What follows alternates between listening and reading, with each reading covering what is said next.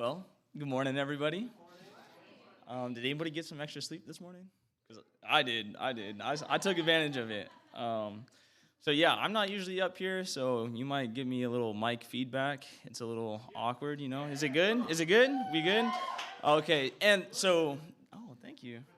The reason why I'm up here is because Jen and Jason are down in Newberg, Oregon, because something cool is happening down there. In about 20-ish minutes, Kate Huguenin is walking down graduation. So, Kate, you're watching? Let's go. So yeah, that's why I'm up here, and I guess I'm giving the announcements today. That's what's happening. So what's first? We up there? Okay, partnership class. That's what's going on first. So this partners class, you can see the details up there. Sorry. But it's a really cool opportunity for people who call Brookview their church home, for them to get together during this class and get involved in different things and be aware of what's going on at Brookview. It's like another opportunity to come together. The reason why it's called a partnership class is that if you attend and go to it, you can become a partner. And what that means is that you can vote on things for like board members, or a couple of years ago, you were able to put your say in on buying the building, cool stuff like that. So that's going to be exciting. I'm actually going to be there, so it should be a good time. I'm going to enjoy it, you know? So, yeah, that's the partnership class. And next, baptism, next Sunday. Actually, my little sister, who's in attendance today. So, yeah, next week, baptism. This is kind of like the last chance, if anybody out there, even if you're watching online, to kind of communicate if you wanted to get baptized, or if you were interested or wanted to talk about it and see what that's like. This is kind of like the last call. See if you wanted to join us next week. So yeah, what's next? Oh yeah, so for that, it's probably going to be a little busy. Make sure that you're RSVP to church, because you know, we got to keep track of like COVID and stuff like that, and make sure that we have everybody who wants to be here, that gets to be here. With that, that means you're going to fill out I think I got the next one, your online communication card. So this is a way that you can communicate all the things, like if you wanted to go to partnership class, if you were interested about baptism, and also a way for you to RSVP on church. You just go to the brookview.com or brookviewchurch.com. And so, yeah, I think that's all I got for you. Sweet, let's go. And then, yeah, there we go. I'll get out of here.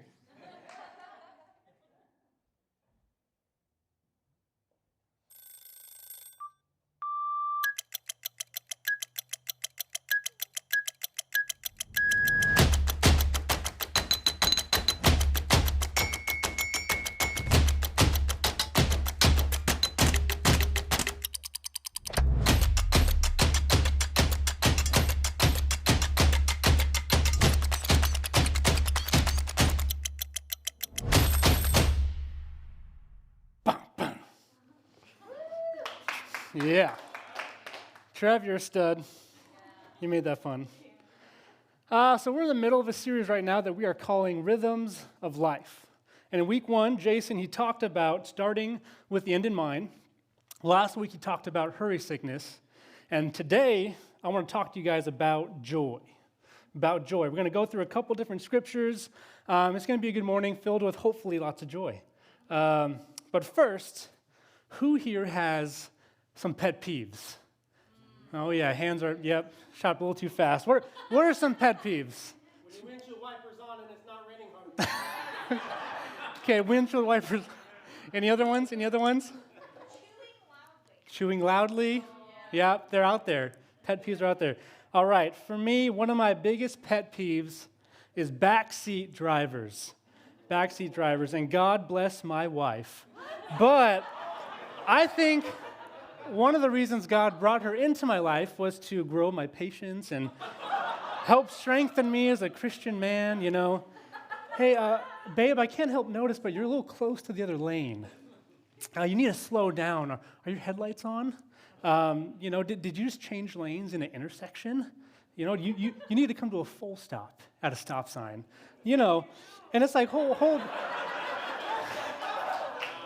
And it's like, hold on. You're a passenger in my vehicle right now, right? I'm in control. When we're in your car, you know, we can do it we can stop as long as you want at that stop sign. But right now, I'm the driver. And for the next 35 minutes or so, I want to talk to you about backseat drivers, because I suspect there are some things in your life right now that are being controlled by the back seat. And they're being controlled at a level that you're not even really realizing that they're being controlled. And when Jason asked me to speak about joy, I was really excited because joy has become a lot more important to me as of late. I feel like in my 20s, I was just kind of focused on accomplishing things. And I turned 30 in July. Come on. And I've been figuring out, what's the point if you don't enjoy it?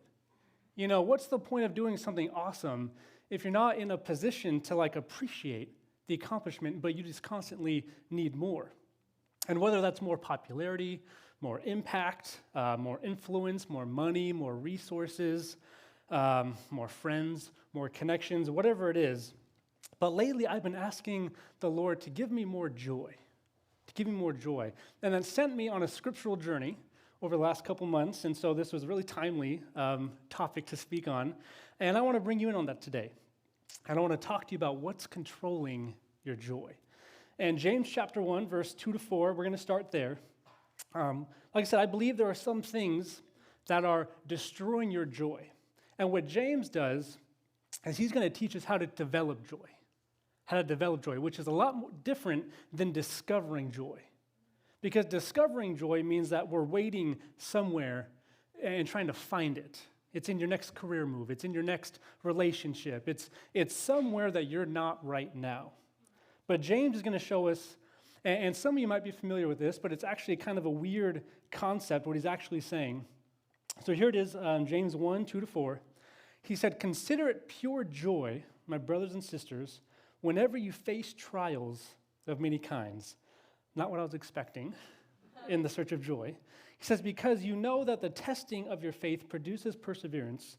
Now let perseverance finish its work so that you may be mature and complete, not lacking anything." And the first thing I want to mention today is the distinction of joy. Knowing what it really is, understanding the nature of it.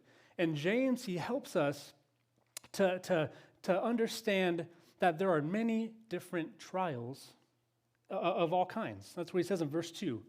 And I've learned that we're not all going through the same thing, but we're all going through something. And how many of you know that there's as many types of trials out there as there are drinks at Starbucks, right? Or as there are paint in the paint aisles at Home Depot.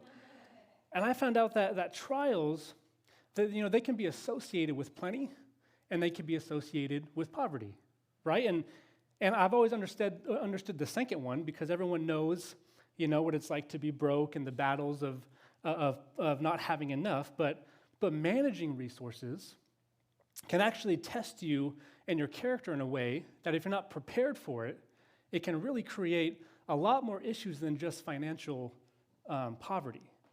In fact, financial riches can create relational poverty if you're not in a spot to mature enough to handle it and to do it and to steward it well, what you've been given. It's just so true.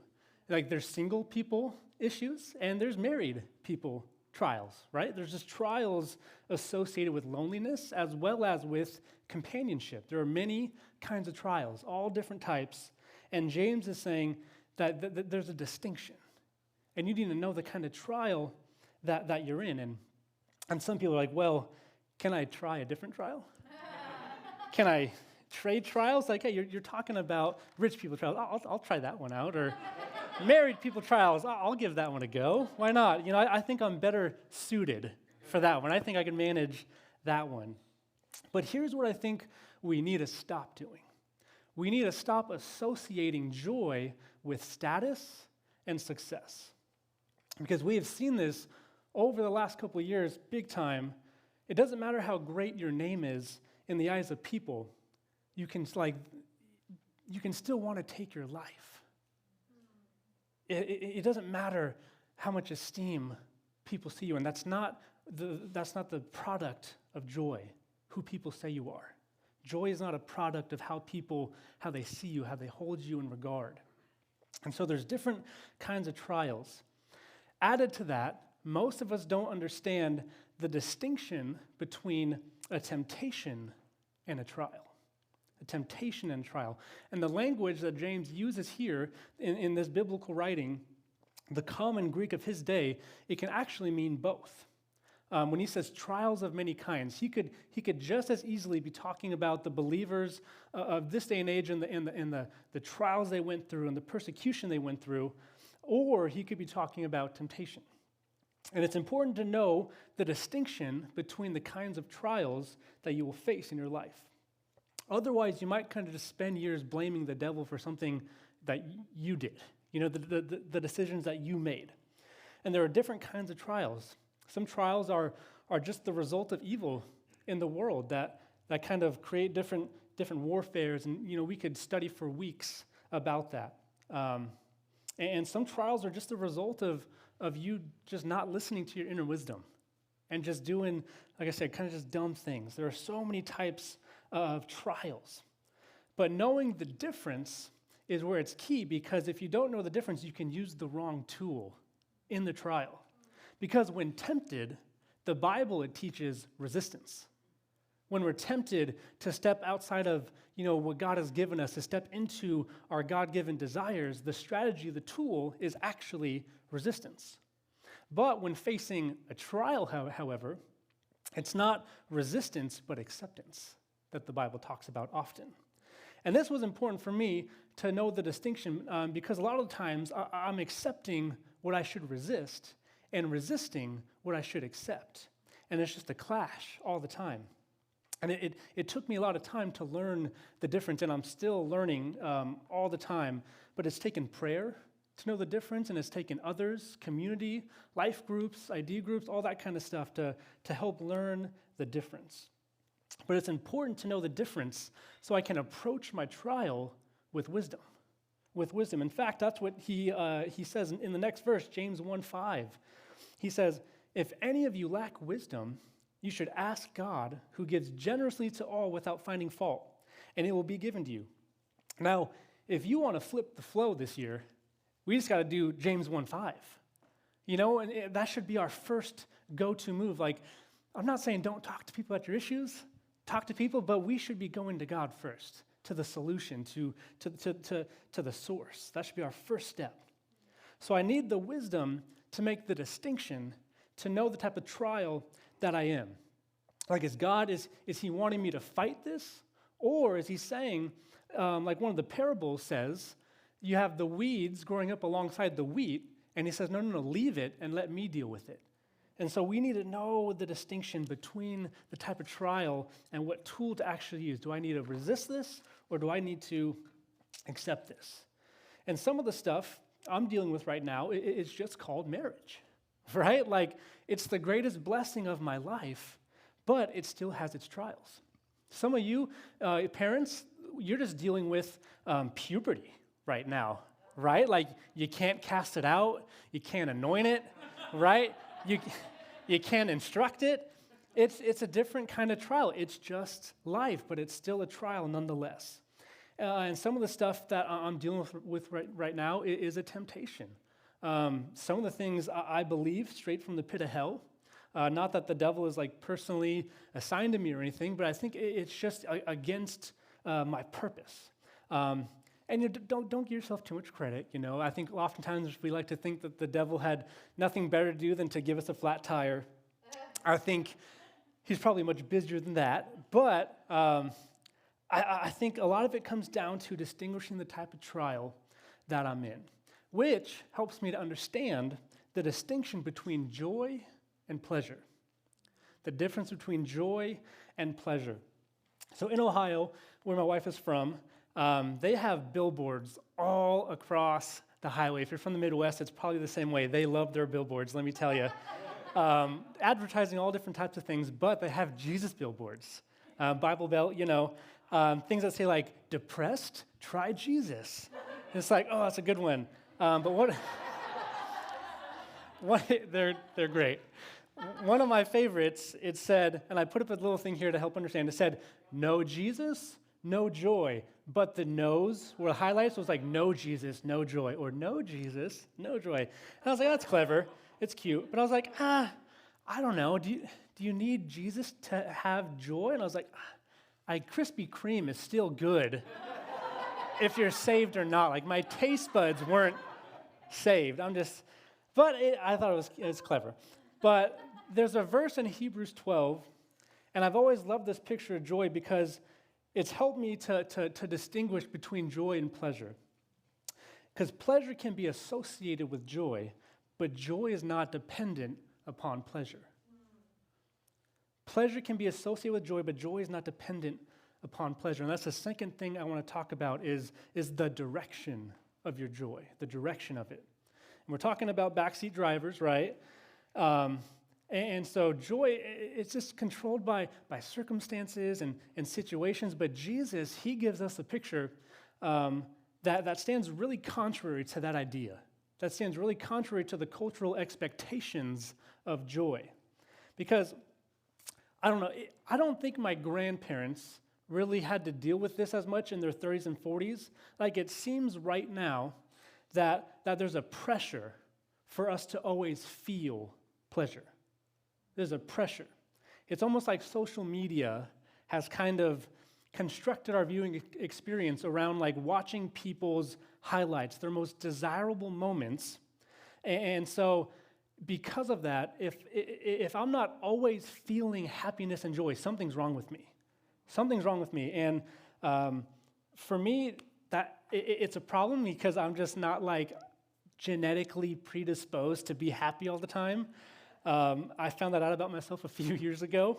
I'm not like one of you who can just find reasons to smell the roses. Or, it's like, hey, rain or shine, I can be happy. The rain makes me relax. The sunshine makes me active. I'm not of your species, and I can't, it's like, when I first got married with Kaylin, and I was around her family, her mom, my mother-in-law, Christy, I know she's watching, she'd ask Kaylin, is Casey okay? He seems really quiet today. Is everything all right? Is he comfortable? But then, we've been married like 3 years, so that's just me. I'm kind of quiet. I'm a little reserved at times. I'm a little melancholy. That's just who I am. So, but joy is something different than pleasure, because the pressure to feel pleasure is part of the reason I think why we feel so miserable. And now we're living in the midst of a generation that they think joy is associated to a feeling of the flesh. And I can, it doesn't, I have to have it. And it doesn't have anything to do with God, with anything like that. And so it's important that I say joy can bring a feeling, but it doesn't start with the feeling. And this is where we flip the flow. This is where it all happens. And if anyone flipped the flow, it was Jesus. Here he is up on a cross.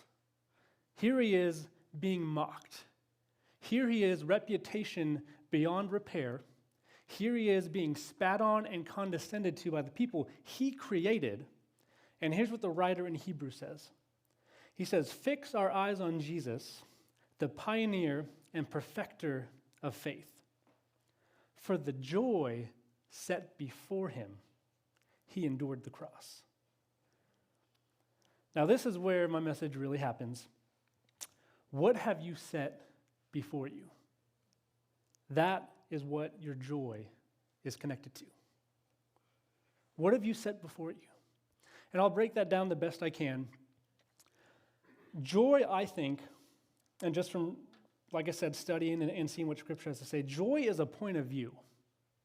Joy is a way of looking at things. And this truly helps me. It like sets me free from feeling the need to feel a certain way, right? Sometimes joy, it's not the absence of sadness, or it's not the presence of the spectacular. And all we need to do is look at this one verse where it says, Jesus for the joy that's set before him. And I want to use that as a picture for a moment. He set joy before him. to endure the cross. That's the next part. Enduring the cross, scorning its shame. He didn't find joy in the event. He found joy in the guaranteed outcome of the event. He didn't find joy in hanging on the cross. It's not like because he's the Son of God that the nails transcended the laws of pain. No. It still hurt. It was just as painful, but because of purpose. And you understand that it's very different going through pain with purpose than pain without purpose. It's the difference of, let's say, Jaden. Everyone shout out to Jaden. It's the difference of Jaden coming and jumping on my back and me not knowing about it, and me feeling the shock and pain and the disc slip and feeling like a 70-year-old in my lower back, and the difference of putting 100 pounds on a squat rack and squatting it. If I do it on purpose, it's a warm-up weight. If I don't expect it, it might take me down to the ground. Same weight, but one I'm ready for. When Jesus hung on the cross, he wasn't surprised by the shame. He wasn't surprised by the suffering. He wasn't surprised by the pain. He wasn't surprised by the jeering, the saliva. He wasn't surprised by the blood. Joy is a focus before it's a feeling. So Jesus, for the joy set before him, knowing what was coming, it was a focus before it was a feeling. And if you came to church just to hear that, I promise you got your gas money's worth. I promise you. Joy is a focus before it's a feeling. But we're so busy chasing the feeling called joy. And God, he's given us the ability not to choose our feelings. You ever tried to choose joy? I saw that on Pinterest. I tried it. It sucked. It didn't work. And then I felt guilty because I couldn't find joy. And now I'm in this pit of joylessness, and it's cyclical joylessness. Joy is a choice. Really? Really? Because some of the trials that people go through are actual mental illness. And they can't find happiness just because they got a good parking spot. No matter how much you tell them, feel happy. Be happy. Count your blessings, man. Be happy. James doesn't say count your blessings. He says count it all joy. Count it all joy. He said learn how to flip the flow. So I was watching a video about financing. YouTube rabbit holes, I don't know. It's been weirder than that, I'll tell you what. Like making knives and stuff, I don't know. But so there's a financial term, and it's talking about an income statement. So you have your income on one side and your expenses on the other. And James said if you can learn to do this, if you can learn to put some of the stuff in the income column that you thought was an expense, if you can learn to put stuff in the blessing column that you actually thought was a burden, if you can flip the flow, you actually have more joy than you're actually aware of. But if you're not going to get it by praying for a feeling. You're not going to get it by making choices. And I don't remember my grandparents talking about this. I don't remember my grandfather ever saying are we really happy? I just don't remember that. It's a different time now, and there wasn't feeds, and there wasn't scrolling, and there wasn't a unlimited supply of unhappiness in the form of a device in our pockets, and so they just focus on something else. They focus on something else, and what is it that brings joy that I can focus on? I'll tell you what it's not. It's not doing this. It's not looking around at other people. What are they doing? What are they thinking? Where do they go on vacation? What are they wearing? What do they think about me? How much weight did that person lose? That's not. When it says joy, the joy set before him. It's set before you. So if you're doing this, you're not going to see the joy that's actually set before you. I can't be judging my situation based on other people's callings and expect to feel joy. I can't be judging my gift compared to other people's talents and be expecting to have joy. Nothing destroys joy like comparison. Nothing. The life you've got, some of you, your lives would be so enjoyable if you would just stop doing this. Right? Like, it hurts my neck just doing it. Like, imagine what it's doing to your soul. Right? Imagine what it's doing to your soul. You can't have joy that way. You can't have, it destroys your joy. And you're praying for more joy, and yet you're destroying the joy that God has given you. The joy of your salvation, the joy of your calling, the joy of your assignment. And it's like, God, give me more joy. It's a decision. Not to have joy. That's the worst way to get joy. Let me tell you that. It's a decision of what you focus on. It's a decision of what you focus on. Like I said, you can't get it by looking around, and you can't get it by looking behind you at what has already happened. And I love what David said in Psalm 16. He says, "In your presence is the fullness of joy." Presence. The gift of joy is found in presence. But what does that mean? Like, does that mean just coming to church? No. I'm not saying you're not going to find it there, but it means more than that. God's presence is the fullness of joy. It's not limited to a building, okay? And it doesn't mean like, if I do everything right, then He's gonna reward me. That's not how it works. That's not the good news of the gospel. The gospel is for sinners. The gospel is for the weak. It's for the lame. The gospel is for the broken. That's not what it means. In your presence is the fullness of joy. That means joy can only come to my life when I am present and focused on what God is doing in this moment, right now, in this exact moment. And I can't focus on what God is doing in the lives of someone else, right, and expect to feel joy, because I'm not being present in this moment. Or if I'm focused on what happened 3 years ago, or 3 months ago, or even 3 minutes ago. A lot of our lack of joy is really not about possession, it's about position. It's about position. A lot of our lack of joy, it's about not possession, but position. He set joy before him. It's not a question of God's presence. God's always going to be present. His presence is everywhere. It's not whether or not he's going to show up. He's going to show up. He's already there. I think it comes down to our presence. Are we showing up? He's going to show up. Are we present in this moment?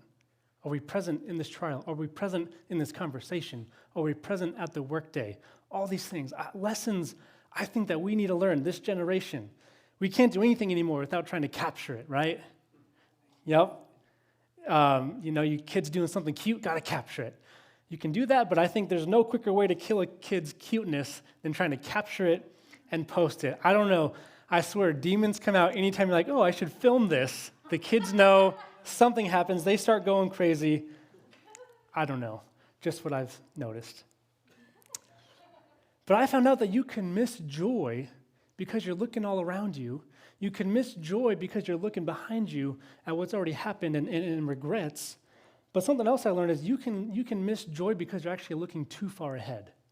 You're trying to get too far out there. And I think it's an equal danger. It's an equal danger. I love GPS. I use it all the time, probably too much, if I'm being honest. But here's the thing. If you look it up, statistics, a lot of accidents happen because you're looking 3 turns ahead instead of 3 feet ahead, right? That happens all the time. And it might be killing your joy, not that you're comparing yourself to other people, not that you're looking behind you, but that maybe you're looking too far ahead. Some people are like, my retirement's down. You're 24, man, right? It'll catch back up. You're letting that affect you right now? Yeah, Joe, I know you probably have a retirement, yeah? I thought of you when I wrote that down. But you have a lot of joy, so not for that reason, just because you're good with finances. For those of us who need a plan, he didn't say in your plan is the fullness of joy. And really, you can only affect your future in the present, if we're being honest. So we need to be present. So this has been my season of presence. I'm trying to figure out what it means to have the fullness of joy in God's presence. And in order to find the fullness of joy in His presence, I need to bring my presence. I think that's the biggest thing I've learned in this season. I need to bring mine to my real life, not some imaginary scenario that I've created in my mind, but to my real life right now. And now I want to give you the whole sermon, okay, in one sentence. And you're like, he's been up there for like 30 minutes. It's like, I haven't said anything yet. So here it is, the whole sermon in one sentence. You cannot choose joy. You can only choose your priorities. And your priorities ultimately control your joy. Ultimately. I can't choose joy any more than I can choose the weather. What I can choose are my priorities. And that will ultimately control my joy. Let's go back to Psalm 16. And this is what David writes in verse 5. He said, "The Lord is my chosen portion and my cup." See that the chosen there?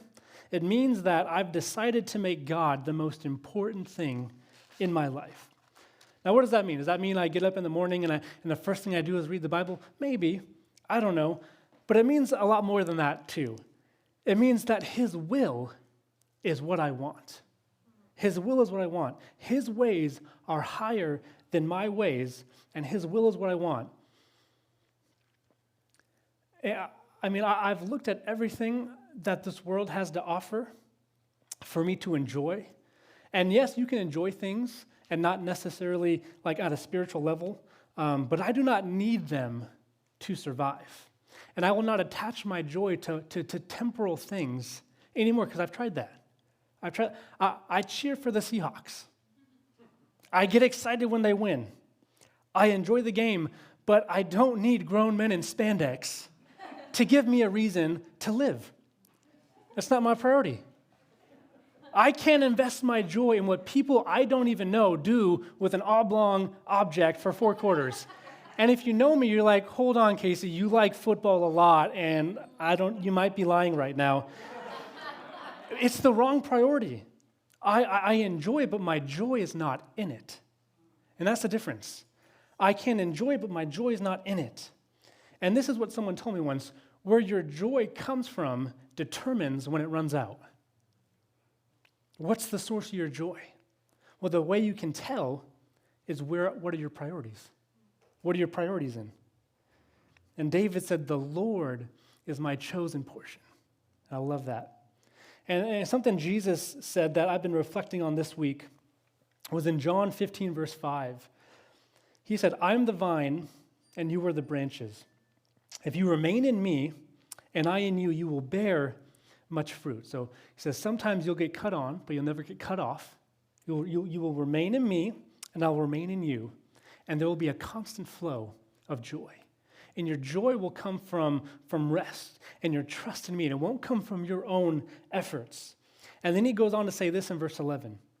"I have told you this so that my joy may be in you and that your joy may be complete." I think a lot of us are settling for partial joy. Partial joy. And we equate joy with the absence of sadness. Joy is not the absence of sadness, or else Jesus couldn't have had joy on the cross. He said, "I want my joy to be in you, but you've got to own it. You have to own it," because to just say, "Well, Jesus is my joy," I don't think it really cuts it. I don't think it really cuts it because we need to own it. When I give the wrong things too much time in my life, those priorities ultimately will control my joy. That's how it goes. If my priority is recognition, then when someone recognizes me, I will feel joy. Or I won't feel joy if they don't recognize me. That's how it goes. If my priority is convenience, then when something is inconvenient, then I won't feel joy. It's like it steals my joy. But did it really steal your joy? Because you're the one who let it drive. You're the one who let it drive. Whoever's driving the car is in control. And we've got some backseat drivers that I think are controlling our joy and controlling our feelings, our finances, our bank accounts, our status, our standings, our situations. And maybe today is time to tell those things that you are not my God, you are not my vine, you are not my source, and you don't hold my joy. You don't hold my joy. Joy is something deeper than how I feel about it. Joy is something deeper than what I post about. It's deeper than how I feel right now. And I am setting joy before me, just setting it right before me, and I'm resetting my priorities and what I'm going to focus on and what I'm going to give attention to. Sorry. Now, when I do that, my joy flows not from what it is, but who God is to me. Not from what it is, but who God is to me. And this is the duration of joy. If you find your joy running out, where it comes from determines when it runs out. And I wonder, where is your joy today? What have you set before you? What are the priorities right now? I've had to study and do all this research, not just for this sermon. This started a long time ago because I'll be honest with you, sometimes I struggle to enjoy my life. Like, I love my family, and I love what I get to do, and there's so much things I love about my life, but I have to admit, I have been guilty of enduring something that God actually gave me to enjoy. But yet, I found a way to endure it rather than enjoy it. But it's because of the priorities that I'm leaning on, the priorities that I've made important. Your priorities control your joy. And you can try all you want to be, happy, and get the quick fix and the quick hit, and it'll get you through the next few hours. But like I said, where it comes from determines when it runs out. The Bible says that there is a well that never runs dry. There is a joy, an abiding joy that is available, and we are not accessing it, but we're praying for more of it. But God's just waiting for us to actually order our lives around it and around the right priorities and around the right focus that will ultimately result in more joy. My joy, it's too important for me to just leave up to like whether or not today goes well, to whether or not, they spoke to me or how my boss spoke to me or all these things, like if it turned out well. Joy is too important to leave it up to those things. I'm getting too old. I'm almost 30 now, guys. I'm not 25 anymore. I'm a distinguished 30-year-old. And I can't afford just to give my joy away to anything. And I can't afford to let these backseat drivers control it. I can't afford it. Joy is too precious and too important for that to be the case. And the band, you guys can come up and join me as we start to kind of land the plane here. And so, as we close and as we go into worship, I just want to pray for people today. And you guys can join me whenever you're ready. If you feel like your joy is being controlled by something other than the priorities that God has placed in your life, if that's you today, we're going to pray. Maybe you've been allowing joy to be connected to something that can't sustain you, to something that will run out. So flip it. So flip the flow. Instead of going, Lord, I need more joy, like it's going to come raining down like Skittles, instead pray, God, give me the wisdom for when you place something in my life to count it as joy and to place it before me and to place the right priorities before me. Faith, it produces that kind of patience. That's what he's saying in this. In your presence is the fullness of joy. All these scriptures. Teach me, God, to set joy before me. A perpetual pleasantness that comes from God. So we're going to pray. Father,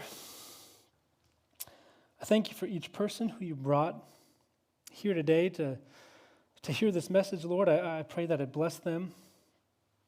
Maybe they've been in the season of mourning. Thank you that your word says weeping may endure the night, but joy comes in the morning. And we thank you, Lord, because what that means to us today is that everything that is happening in our lives right now, there's an opportunity for joy. And I confess that I need this message probably more than anybody here who has heard it.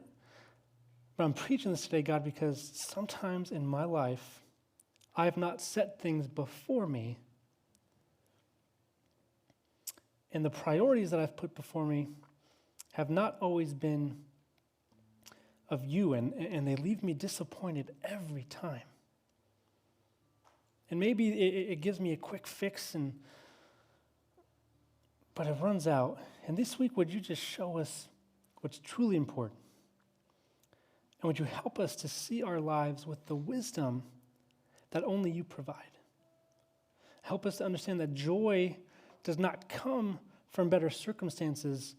Joy does not come from human acclaim. Joy comes from ordered priorities around things that will bring life.